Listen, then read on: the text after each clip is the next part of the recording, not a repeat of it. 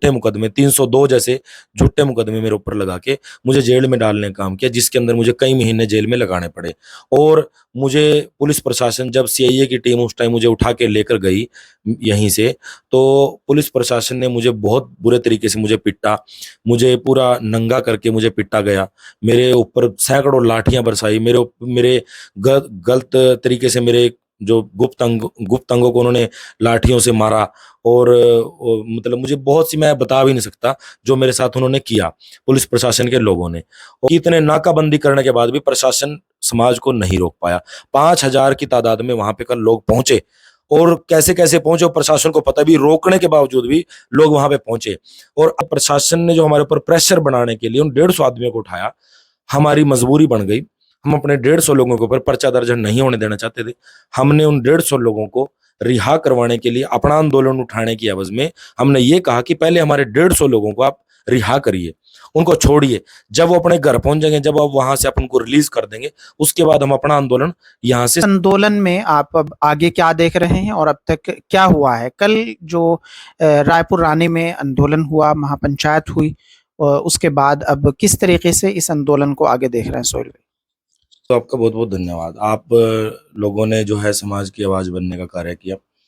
देखिए, जो कल का आंदोलन था रायपुर रानी का 29 अप्रैल का, ये आंदोलन बहुत ही मजबूत आंदोलन और बहुत ही तैयारी के साथ ये आंदोलन लड़ा जा रहा था। और इस आंदोलन की हमारी पिछले लगभग जो है ना 10 दिन से इसकी तैयारी चल रही थी। और जो मामला है मौली गांव का, वो पूरा प्रकरण पहले भी सभी साथियों को पता है, पूरे समाज को पता है कि वो एक घुड़चढ़ी का मामला था। उसमें कुछ शरारती तत्वों ने, कुछ जातिवादी मानसिकता रखने वाले कुछ लोगों ने ये मौली गांव में कुछ घटना को अंजाम दिया, जिसमें दलित समाज की घुड़चढ़ी को रोकने की कोशिश की गई, उसके ऊपर हमला करने की कोशिश की गई, बहन बेटियों के साथ छेड़खानी की गई, उनको मारा पीटा गया, लोगों को पीटा गया। जिस तरीके से दलित समाज की तरफ से एलिगेशन लगे हैं कि SC/ST एक्ट भी लग गया, उसमें मुकदमे भी दर्ज हो गए, दूसरा जो समाज है उसकी तरफ से भी कई सारी वीडियो सोशल मीडिया पे आ रही हैं। वो कह रहे हैं कि भीम आर्मी के लोगों को गुमराह कर रहे हैं और वो यहाँ गांव के लोगों को आपस में लड़ाने का काम कर रहे हैं। इस बात में कितनी सच्चाई है? देखिए, सच्चाई इस बात में सबसे पहले तो जो इस वीडियो को डाल रहे हैं, है ना, उनको इस चीज को अपने दिमाग से निकालना पड़ेगा, जातिवाद को अपने दिमाग से निकालना पड़ेगा, तब इस मामले को वो देख सकते हैं।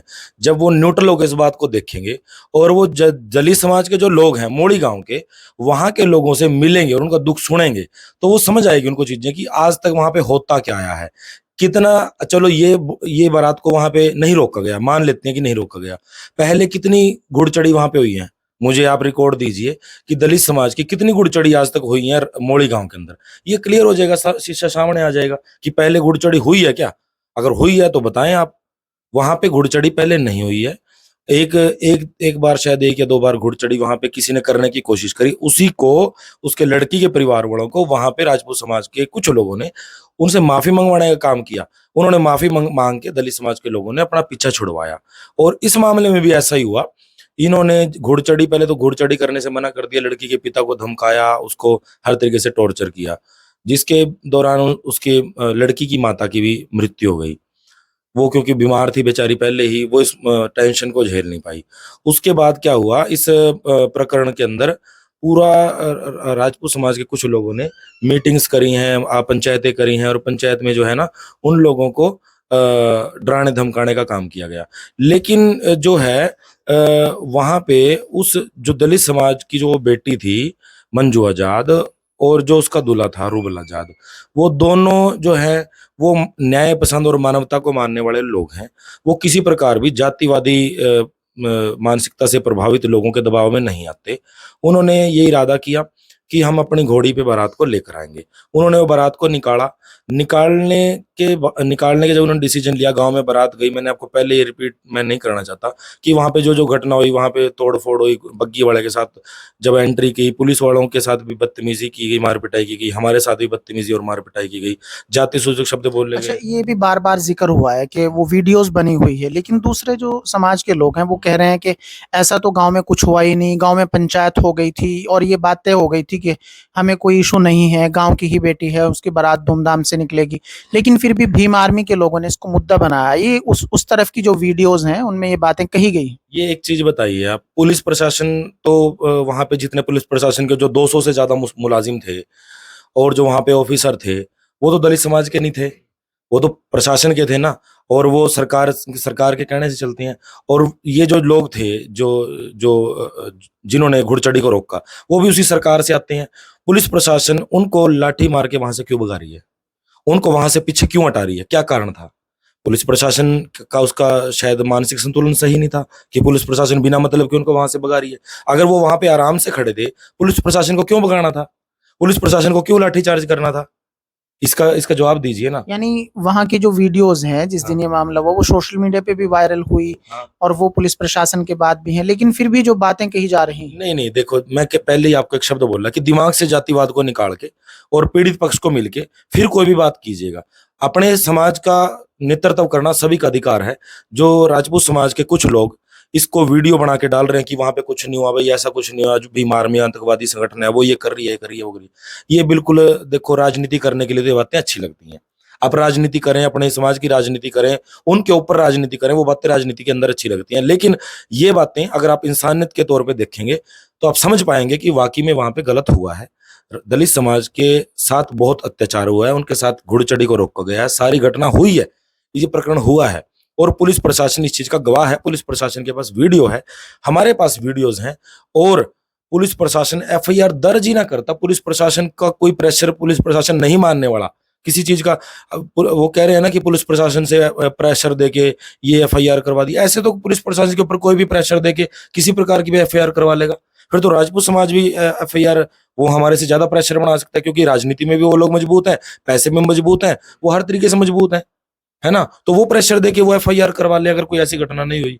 ऐसा कुछ कल ये जो हुआ है ये बिल्कुल भी प्रेशर से नहीं हुआ। पुलिस प्रशासन को भी पता कि ये घटनाएं हुई हैं, क्योंकि पुलिस प्रशासन के सामने चीजें हुई हैं, वीडियोज में सब चीजें आई हैं। जो लोग इस चीज की वीडियोज बना रहे हैं, मैं आप लोगों से भी ये चीज कहना चाहता हूँ, भाई हम नए पसंद लोग हैं। आप भीम आर्मी के आतंकवादी कह लो, आप बाबा साहब को ये हमारे को नीले कबूतर या पता नहीं कैसी मतलब अपनी गंदी मानसिकता का परिचय देके पता नहीं कैसी कैसी बातें बोल देती हैं। मैं आपको उस तरीके की भाषा का प्रयोग नहीं करूंगा। मैं आपसे एक अपील करूंगा, अपने दिमाग के अंदर मानवता लेकर आए, अपने दिमाग के अंदर ऐसी बात लेकर आए कि जो सही है वो सही है, जो गलत है वो गलत है। उससे क्या होगा, आपके समाज के बच्चों का भविष्य सुरक्षित होगा। वो आतंक की जो ये गुंडागर्दी वाली लाइन से हटके वो अपने परिवार के माता पिता के बारे में सोचे, अपने समाज को ऊपर उठाने के बारे में सोचेंगे। राजपूत समाज के भी सभी लोग गलत नहीं है और बहुत से लोग बुद्धिजीवी भी हैं, अच्छे लोग भी हैं। लेकिन राजपूत समाज के अंदर जो ये कुछ लोग गंदी मानसिकता का परिचय देते हैं, ये लोग जो हैं पूरे समाज को बदनाम करवा देते हैं।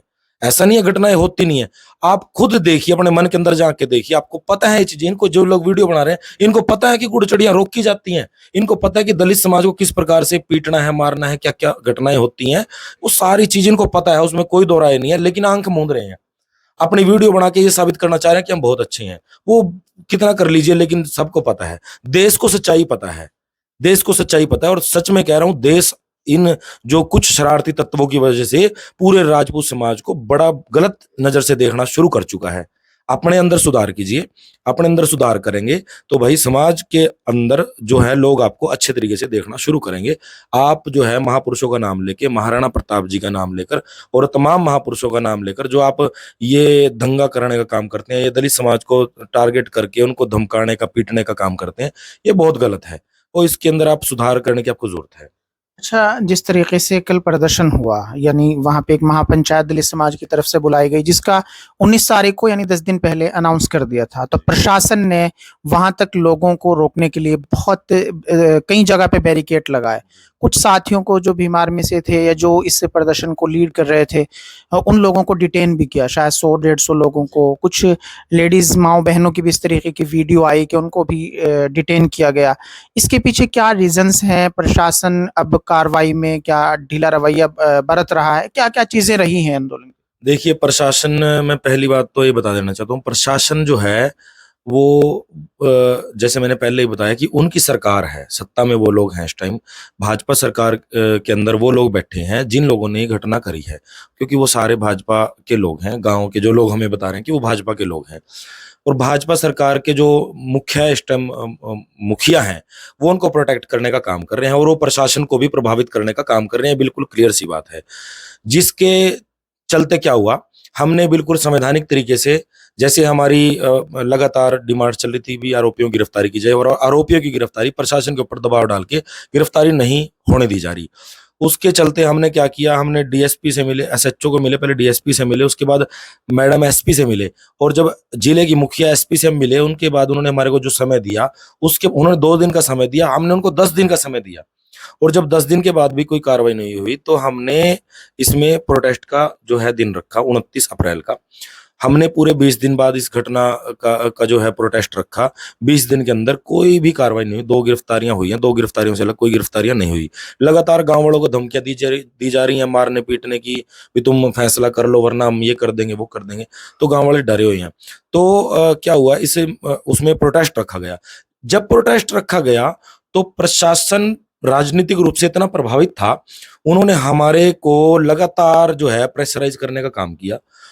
हमारे जो मोड़ी संघर्ष समिति है, इसके अंदर सभी संगठन हैं, इसके अंदर भीम आर्मी, इसके अंदर और भी जैसे बीएसपी और कुछ मुस्लिम संगठन हैं, कुछ हिंदू संगठनों के भी हमारे इसके अंदर साथी हैं, कुछ इसके अंदर किसान यूनियन है हमारे साथ, कुछ इसके अंदर छात्र संगठन हमारे साथ हैं। सभी प्रकार के संगठन इसके अंदर हमारे साथ हैं, जो इसको इंसानियत के रूप में देखते हुए इस आंदोलन में हमारा साथ दे रहे हैं। तो उन सभी संगठनों ने मिलकर जो है इस आंदोलन को लड़ने की कोशिश की। लेकिन जो है प्रशासन ने हमारे को लगातार दबाने का काम किया, उस कमेटी को दबाने का काम किया और उनको कहा कि आप इस प्रशासन को रोक लीजिए, इस प्रदर्शन को रोक लीजिए और प्रदर्शन को रोकिए और इसको नहीं मत करिए।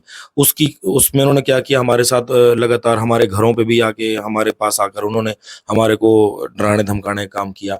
हमारे को पंचकुला बुलाया, पंचकुला भी हमारे ऊपर झूठे पर्चे दर्ज करने का और हमारे को गिरफ्तारियां करने का प्रशासन ने जो है धमकियां दी वहां पर। और जब उनकी धमकियों से हम नहीं डरे, हमने कहा कि भाई हमें या तो आप गिरफ्तारियां कर लीजिए या हमारी जो हमारी डिमांड्स है वो पूरी कर दीजिए, हमारी गिरफ्तारी जो आरोपियों की गिरफ्तारियां कर लीजिए, हम ये प्रदर्शन नहीं करेंगे। अगर आप ये चीज नहीं करते तो समाज को संवैधानिक रूप से प्रदर्शन करने दीजिए। तो जब उन्होंने संवैधानिक रूप से प्रदर्शन नहीं करने दिया तो उन्होंने क्या किया कि जैसे रायपुर रानी में हमारा प्रदर्शन था, तो उन्होंने सत्ता का गलत उपयोग करते हुए रायपुर रानी के अंदर धारा 144 लगा दी। धारा 144 लगा दी, जिसके चलते उन्होंने क्या किया, जो हमारे जितने भी साथी प्रोटेस्ट में पहुंचने थे, उनको सबको जो भी पहुंचते रहे उनको गिरफ्तार करती ही पुलिस, और गिरफ्तार करके उनको थानों के अंदर, जेलों के अंदर भरने का उन्होंने काम कर दिया। और जो हमारे जिम्मेदार जो लोग थे संगठनों के, जो भी कमेटी के जो जिम्मेदार साथी थे, सबको उनके घरों से एक दिन पहले ही डिटेन कर लिया, उनको उठा लिया, गिरफ्तार कर लिया। मेरे को भी गिरफ्तार करने की कोशिश की गई, लेकिन मैं पुलिस के हाथ चलो नहीं आ पाया, किसी तरीके से हमने भी अपनी जान बचाई और हमें आंदोलन में पहुंचना था। हमने तय कर रखा था और पुलिस प्रशासन को लगातार जो 2 दिन से धमकियां दे रहे थे, हम ये चीज कह चुके थे भी हम आपके दबाव से डरते नहीं है, हम आपके डराने से दबते नहीं है, और आप गिरफ्तार करो चाहे कुछ करो, हम आंदोलन में पहुंचेंगे। तो हमने ये तय हमारे दिमाग में था कि हमें गिरफ्तार करने की कोशिश करेंगे, इसलिए हम घर से पहले ही साइड हो चुके थे। हम आंदोलन में पहुंचे, जैसे तैसे करके आंदोलन में पहुंचे, आंदोलन किया, लेकिन बहुत से साथियों को, लगभग 150 के आसपास साथियों को गिरफ्तार किया गया, जिसमें महिलाएं भी थी और उनके साथ मार पिटाई भी की गई पुलिस द्वारा। ये पूरा राजनीति से प्रभावित था ये मामला। तो हमारी जो डिमांड्स थी, कल के आंदोलन की मैं बात जैसे करूंगा, कल का जो आंदोलन था, कल का आंदोलन जो, इसमें ये मैसेज मैं अपने समाज के लोगों को भी देना चाहता हूँ जो उस आंदोलन के अंदर पहुंचे, उनका धन्यवाद करते हुए कि इस आंदोलन में इतनी ज्यादा शक्ति होने के बावजूद वो इस आंदोलन के अंदर पहुंचे। उनको सबसे पहले तो मैं दिल की गहराइयों से धन्यवाद करता हूं कि वो सभी सैल्यूट के पात्र हैं, वो सभी इस आंदोलन में पहुंचे। सभी को बहुत बहुत धन्यवाद है और सैल्यूट है मेरी तरफ से। उसके बाद इस आंदोलन को हम बड़ी मजबूती से लड़ रहे थे, इस आंदोलन को बड़ी मजबूती से लड़ते हुए हम बहुत अच्छे तरीके से चल रहे थे, लेकिन साथियों इस प्रशासन ने हमारे को जो है उस आंदोलन को कमजोर करने के लिए क्या किया, हमारे लगभग 150 साथियों को गिरफ्तार कर लिया, जेलों में डाल दिया, अपने अलग अलग थानों में बंद कर लिया। उनके जो व्हीकल्स थे, उनकी जो साधन थे, मोटरसाइकिल, कार, ट्राली, ट्रैक्टर जो भी थे, उन्होंने जब्त कर लिए। पुलिस प्रशासन ने जब्त कर लिए। जब हम पूरा आंदोलन हमारा पीक पे था, हमारी पब्लिक जो है हजारों की संख्या में वहां पहुंची, वहां पे लगभग 5000 लोग थे, और जो लोग पुलिस प्रशासन के दबाव से बचते बचाते जैसे वहां पहुंचे, तो उन लोगों का पूरा प्रेशर था और पूरा वो आंदोलन के लिए ये था कि हम 10 दिन चलाना पड़े, इस आंदोलन को हम चलाएंगे। लेकिन प्रशासन ने जो हमारे 150 लोगों को गिरफ्तार किया, पहुंचने तो वहां पे हमारे लगभग 10,000 के आसपास हमारी थी कि 10,000 के आसपास हमारे लोग पहुंचेंगे, लेकिन जो नाकेबंदी थी हमारे 5,000 लोग वहां पे पहुंच पाए। 150 लोग जो पुलिस ने गिरफ्तार किए। समाज के लोगों को भी ये मैसेज पहुंचा देना चाहता हूं मैं, आंदोलन हमारा बड़ी मजबूती से लड़ा जा रहा था, आगे भी बड़ी मजबूती से लड़ेंगे, लेकिन जो 150 लोग थे उनकी जिंदगियां, उनके जो साधन थे, साधन संसाधन जिससे वो वहां पहुंच रहे थे, उनको छुड़वाना बहुत जरूरी था। और प्रशासन ने ये हमारे साथ राजनीति खेल ली, हमारे साथ चाल खेल ली। उन्होंने इस आंदोलन को कमजोर करने के लिए हमारे लोगों को गिरफ्तार किया, हमारे नेताओं को गिरफ्तार किया, हमारे साथियों को गिरफ्तार किया और हमारी महिलाओं को गिरफ्तार किया। और हमारे को उन्होंने ये एक हमारे सामने शर्त रखी कि आप लोगों का आंदोलन अगर आगे चलेगा तो हम आपके इन 150 लोगों के ऊपर पर्चा दर्ज करेंगे और उनको जेल में डाल लेंगे। ये प्रशासन ने हमें खुले रूप से बोली। और एज ए कमेटी का जिम्मेदार नागरिक होने के नाते, क्योंकि वहां पे लगभग बहुत से साथी हमारे डिटेन किए जा चुके थे और मैं, भाई अजय फिरोजपुर जी और बहुत से साथी वहां पे इस आंदोलन को जो लीड कर रहे थे, उनके ऊपर ये जिम्मेदारी बन गई थी कि इस आंदोलन को किस प्रकार से बचाया जाए, इस आंदोलन को कैसे आगे बढ़ाया जाए। अगर हमारे 150 साथियों के ऊपर मुकदमा दर्ज हो गया तो 150 साथियों के ऊपर मुकदमा दर्ज होने के बाद ये आंदोलन कमजोर हो जाएगा। आंदोलन कमजोर हो गया तो हम इस आंदोलन को आगे नहीं लड़ पाएंगे। हमने क्या किया, हमने प्रशासन ने जो हमारे ऊपर प्रेशर बनाने के लिए उन 150 आदमियों को उठाया, हमारी मजबूरी बन गई। हम अपने 150 लोगों के ऊपर पर्चा दर्ज नहीं होने देना चाहते थे। हमने उन 150 लोगों को रिहा करवाने के लिए अपना आंदोलन उठाने की एवज में हमने ये कहा कि पहले हमारे 150 लोगों को आप रिहा करिए, उनको छोड़िए। जब वो अपने घर पहुंच जाएंगे, जब आप वहां से अपन को रिलीज कर देंगे, उसके बाद हम अपना आंदोलन यहां से स्थगित करेंगे। वैसा ही हमने किया। हमने अपने समाज के 150 साथियों का भविष्य को ध्यान में रखते हुए इस आंदोलन को वहां से उठाया। आंदोलन खत्म नहीं किया गया, ये मैं साथियों को बता देना चाहता हूं और प्रशासन को बता देना चाहता हूं और सरकार को भी बता देना चाहता हूं। हमारा आंदोलन जैसे का तैसा चलेगा। गिरफ्तारियों की जो डिमांड है, गिरफ्तारियां होंगी तब तक आंदोलन, गिरफ्तारियां जब तक नहीं होंगी आंदोलन चलेगा। और जब तक हमारी जो सभी डिमांड्स हैं वो नहीं मानी जाएंगी, वो तब तक आंदोलन चलेगा। आंदोलन रुकने वाला नहीं है। प्रशासन कुछ भी कर ले, आंदोलन रुकने वाला नहीं है। आप गिरफ्तारियां कर दीजिए, डिमांड्स पूरी कर दीजिए, हम आंदोलन अपना रोक लेंगे। हमें कोई बिल्कुल भी ऐसा नहीं है कि हम आंदोलन ऐसे भी चलाएंगे, ऐसे नहीं चलाएंगे। आप डिमांड्स को पूरी कर दीजिए, गिरफ्तारियां कर लीजिए, तो वो हमारा आंदोलन रुक जाएगा। लेकिन अगर ये नहीं होगा तो हमारा आंदोलन कंटिन्यू चलेगा। उन लोगों की जिंदगियों को ध्यान में रखते हुए, भविष्य को ध्यान में रखते हुए, क्योंकि बहुत से पढ़ने लिखने वाले बच्चे थे, बहुत से काम धंधे वाले लोग थे, उनके भविष्य को ध्यान में रखते हुए हमने इस आंदोलन को वहां से स्थगित किया थोड़े दिन के लिए। वो लोग हमारे पास जब पहुंच गए, जब हमने देखा कि हमारी जो महिलाएं गिरफ्तार कर रखी थी वो घर पहुंच गई, हमारे जो बच्चे, हमारे साथी, हमारे युवा, हमारे बुजुर्ग जो गिरफ्तार कर रखे थे, जब वो अपने अपने घर पहुंच गए, उसके बाद हमने ये निर्णय प्रशासन की बात को मानते हुए वहां पे धरना अपना स्थगित कर दिया।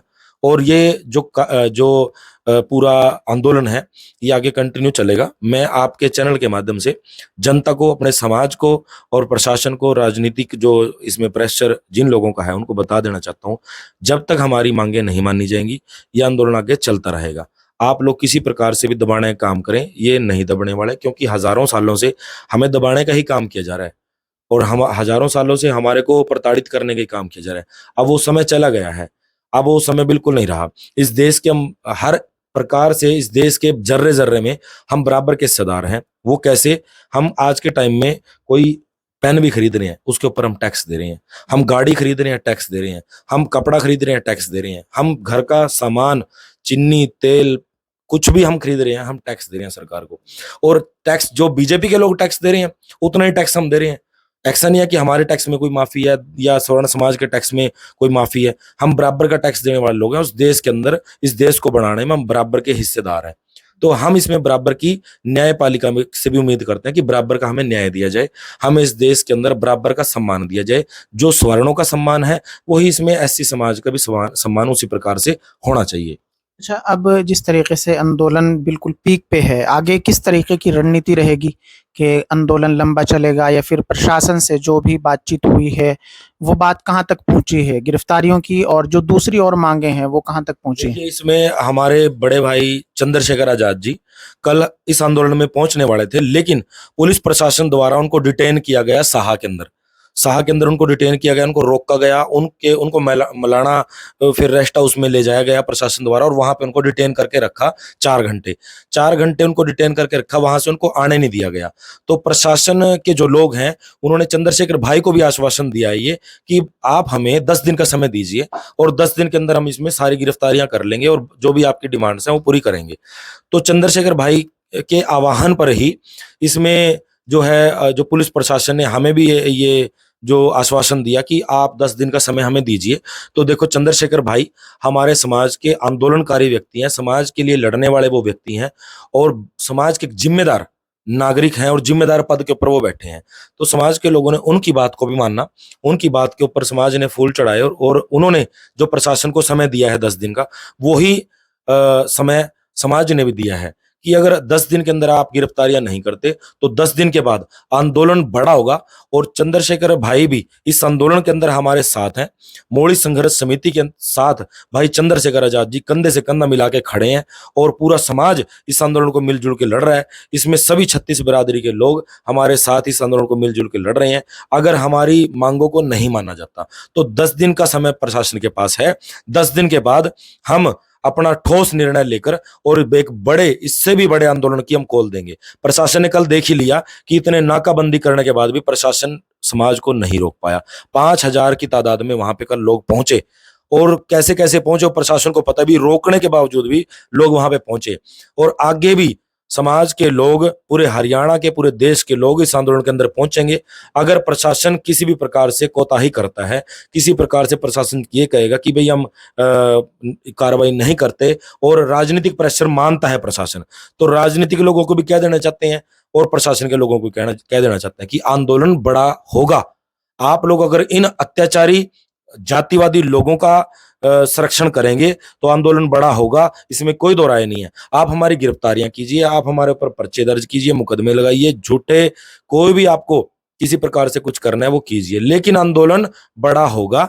आपको हम समाज का जिम्मेदार नागरिक होने के नाते कह देना चाहते हैं कि आप गिरफ्तारियां कीजिए। हमारी समाज की जो मांगे हैं, मोड़ी संघर्ष समिति की, मोड़ी गांव के लोगों की जो मांगे हैं, उनको मानिए। अगर आप नहीं मानेंगे तो आंदोलन बहुत बड़ा होगा, और इतना बड़ा होगा वो हरियाणा सरकार के पास रोकना, उसको कंट्रोल करना बड़ा मुश्किल हो जाएगा। अच्छा, मेरा बस आखिरी सवाल है आपसे कि जब भी समाज के उत्पीड़न देखे जाते हैं, जिस तरीके की परेशानियां लगातार होती हैं, फिर उसके बाद आंदोलन किए जाते हैं, फैमिली के लोगों को डिटेन करना शुरू किया जाता है, पुलिस अपने फैमिली में आके घर वालों को तंग करने लग जाती है, उसके बाद किस तरीके की कंडीशन होती है, फैमिली का रिएक्शन, और फिर घर वाले इस मामले में किस तरीके से सपोर्टिव होते हैं, और खुद को किस तरीके से मोटिवेट करते हैं ऐसे देखिए, परिवार परिवार होता है ना, और मैं और साथियों के साथ, जैसे जिन जिन को गिरफ्तार किया गया, उनके परिवारों का और शायद मेरे परिवार का हाल एक ही जैसा हो सकता है। तो मैं अपने परिवार की स्थिति बताऊंगा। जब मेरे घर के ऊपर सीआईए के लोग बंदूकें लेके, राइफलें लेके वो मेरे घर पे घुसे, और मेरे घर पे बच्चे थे, छोटे छोटे बच्चे हैं, मेरे भाई के बच्चे हैं, और महिलाएं हैं हमारे घर में। मैं उस समय घर पे मौजूद नहीं था, मैं घर से पहले ही निकल चुका था, क्योंकि मुझे अंदेशा था कि पुलिस प्रशासन हमें गिरफ्तार करेगा। तो पुलिस प्रशासन के जो लोग जब बड़ी बड़ी राइफल लेके हमारे घर में घुसे, तो छोटे छोटे बच्चे थे, वो सहम गए, वो रोने लग गए, वो डरने लग गए, और हमारे घर की महिलाएं हैं वो बहुत डर गई, वो बहुत रोने लग गई। और पुलिस प्रशासन के लोगों ने हमारे घरों में, हमारे सभी कमरों में, हमारे घर के जितने भी टॉयलेट तक में उन्होंने, और स्टोर रूम तक सब उन्होंने चेक किया। हमारी महिलाएं डरती रही, अगर वो उनको रोक रही थी तो वो उनको डांट रहे थे। किसी कमरे में कोई महिला जैसे अकेली भी है, तो पुलिस प्रशासन बिना महिला पुलिस के होने के बाद वो कमरे में अकेले घुसे जा रहे हैं, और अगर वो महिला उसका विरोध कर रही है तो उन्होंने उसको बहुत गलत शब्दों का यूज किया पुलिस प्रशासन के लोगों ने। तो ये बहुत निंदनीय है, और इसमें जो है बड़ा हमें पुलिस प्रशासन के इस रवैये कि मतलब मैं कड़े शब्दों में निंदा करता हूं। और भविष्य में अगर इस प्रकार की कोई घटना होती है तो पुलिस प्रशासन जो है हम इसके खिलाफ भी बड़ा आंदोलन करने की जो है कार्रवाई करेंगे। और इसी हमारे घर पे क्या हुआ, पुलिस प्रशासन ने इसी प्रकार से घर वालों को परेशान करने का काम किया। और मेरे जो दो बड़े भाई हैं, मैं एक अकेला व्यक्ति समाज के आंदोलन में अपने परिवार से चलता हूं। मेरे बाकी परिवार के जो व्यक्ति हैं वो अपने काम धंधे में व्यस्त हैं, समाज के साथ जुड़े हुए वो लोग हैं, समाज की चिंता करते हैं। और इन जो ये धमकियों से और इन पुलिस प्रशासन के लोगों से या पर्चों से वो डरने वाले लोग नहीं है। क्यों नहीं है, मैं ये बता देना चाहता हूँ। क्योंकि इसी पुलिस प्रशासन ने आज से 8 साल पहले मेरे ऊपर झूठे मुकदमे लगाए। मैं एक पढ़ने लिखने वाला बच्चा था अपने परिवार का, और मैं किसी प्रकार से किसी इसमें गुंडागर्दी वाली इसमें कोई मेरा आज तक कोई पर्चा नहीं है दर्ज, पहले कुछ नहीं है। लेकिन पुलिस प्रशासन ने दूसरे लोगों के कहने से और राजनीतिक दबाव में मेरे ऊपर झूठे मुकदमे 302 जैसे झूठे मुकदमे मेरे ऊपर लगा के मुझे जेल में डालने का काम किया, जिसके अंदर मुझे कई महीने जेल में लगाने पड़े। और मुझे पुलिस प्रशासन जब सीआईए की टीम उस टाइम मुझे उठा के लेकर गई यहीं से, तो पुलिस प्रशासन ने मुझे बहुत बुरे तरीके से मुझे पिटा, मुझे पूरा नंगा करके मुझे पिटा गया। मेरे ऊपर सैकड़ों लाठियां बरसाई, मेरे गलत तरीके से मेरे जो गुप्त अंगों को उन्होंने लाठियों से मारा। और मतलब मुझे बहुत सी, मैं बता भी नहीं सकता जो मेरे साथ उन्होंने किया पुलिस प्रशासन के लोगों ने। और ये सारी चीजें हम झेल चुके हैं, पुलिस प्रशासन का जो बर्ताव है हम झेल चुके हैं, मेरे परिवार ने झेला है। मेरा परिवार पूरा का पूरा परिवार घर से फरार रहा, पुलिस प्रशासन ने बहुत परेशान किया। मेरे पिताजी की मृत्यु को उस समय 10 से 12 दिन हुए थे जब पुलिस प्रशासन ने मेरे साथ ये अत्याचार किया। हमारे घर से मतलब उस टाइम दरियां भी नहीं उठी थी जब ऐसी घटना मेरे परिवार के साथ इन लोगों ने करी। मेरे परिवार से मातम जो है वो खत्म नहीं हुआ था जब पुलिस प्रशासन ने मेरे साथ इस प्रकार का जो भी हरकतें जो मेरे साथ की, जो अत्याचार मेरे साथ किया, उस समय मेरे परिवार में बहुत बड़ा दुख था। लेकिन मेरे पूरा परिवार उस समय इन लोगों ने, मेरा पूरा परिवार घर से बाहर रहा, फरार रहा। मतलब ये सारी चीजें मेरा परिवार झेल चुका है। तो आज के टाइम में मेरा परिवार इन चीजों से नहीं डरता। लेकिन कहीं ना कहीं महिलाएं, बच्चे देखो, वो कहीं ना कहीं इन चीजों से परेशान होते हैं और वो डर जाते हैं। तो ये पुलिस प्रशासन जब बंदूकें लेके, बड़ी बड़ी राइफल लेके ऐसे घर में घुसता है जैसे हम एक आतंकवादी हों, ऐसे ट्रीट करता है जैसे हमने पता नहीं कितना बड़ा अपराध कर दिया हो। अपने समाज की आवाज उठाना कोई अपराध अगर है तो शायद मैं अपराधी हो सकता हूं। अगर अपने समाज की बहन बेटी जिनके साथ छेड़खानी हुई या जिस बेटी की बारात रोकी गई, अगर उसके आरोपियों को गिरफ्तार करवाने के लिए अगर आवाज उठाना अगर कोई आतंकवादी की श्रेणी में आता है तो शायद मैं आतंकवादी हूं। ऐसा जो है पुलिस प्रशासन, उसके बाद जब ये कल की जो घटना है, पुलिस प्रशासन जब मेरे घर पे आया, तो जब मैं पुलिस प्रशासन को घर नहीं मिला तो मेरे जो 2 भाई हैं, बड़े भाई जो काम धंधा करने वाले हैं, जो आंदोलन वगैरह में नहीं जाते, उनको पुलिस प्रशासन ने गिरफ्तार कर लिया। उनको गिरफ्तार करके पुलिस प्रशासन गाड़ियों में बिठा कर लेके गए। मतलब कितना कितना गलत है ये।